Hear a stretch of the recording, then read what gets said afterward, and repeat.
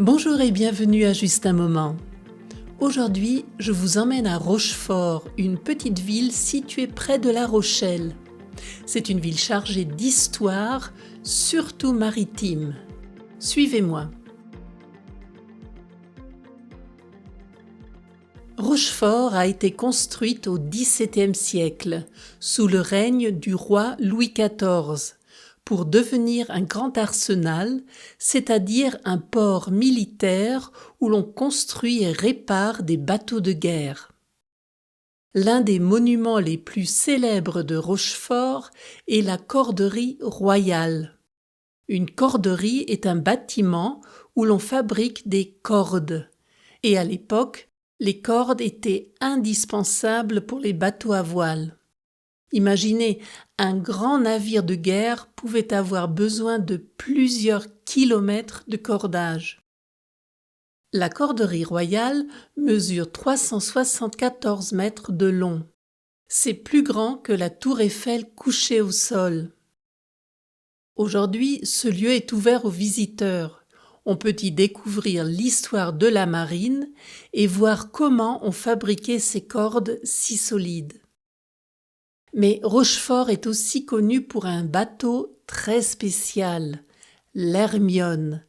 C'était une frégate, c'est-à-dire un navire de guerre à voile.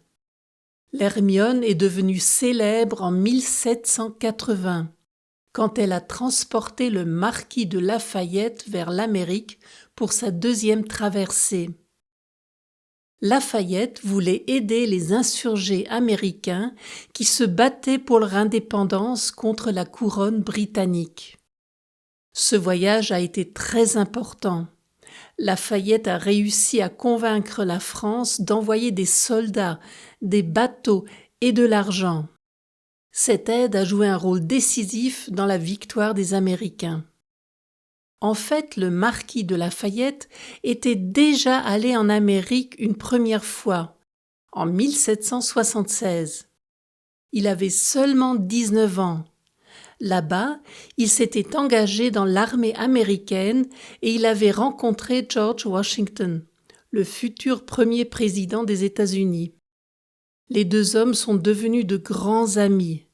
Pour montrer son amitié et son respect, Lafayette a appelé son seul fils George Washington. Mais revenons à l'Hermione. L'original a disparu depuis longtemps. Mais à Rochefort, des passionnés ont décidé de construire une réplique exacte. Les travaux ont commencé en 1997 et ont duré plus de 15 ans.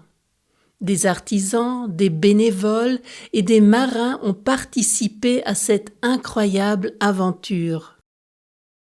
En 2015, la nouvelle Hermione a traversé l'Atlantique, comme autrefois pour rejoindre les côtes américaines. Aujourd'hui, elle ne navigue plus, car elle a besoin de travaux d'entretien majeurs.